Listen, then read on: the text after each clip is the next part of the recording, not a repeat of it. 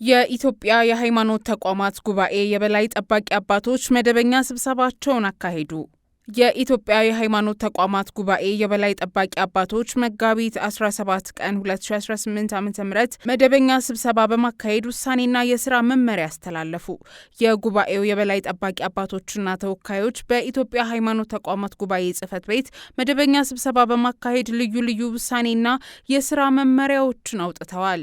የኢትዮጵያ የሃይማኖት ተቋማት ጉባኤ የበላይ ጠባቂ አባቶች ባደረጉት መደበኛ ስብሰባ በወቅታዊ አገራዊ ጉዳዮች ተቋማዊ አሰራር እና ውሳኔ እንዲሰጥባቸው ከጉባኤው የስራ አመራር ቦርድ በተመሩላቸው አጀንዳዎች ላይ ሰፊ ውይይት አድርገዋል። በመጨረሻም መደበኛ የግንኙነት ጊዜ አስመልክቶ የጋራ ስምምነት ላይ የተደረሰ ሲሆን በቅርቡም ወደ አንዳንድ አካባቢዎች የጉብኝት ጉዞ እንዲደረግ አቅጣጫ ተቀምጧል።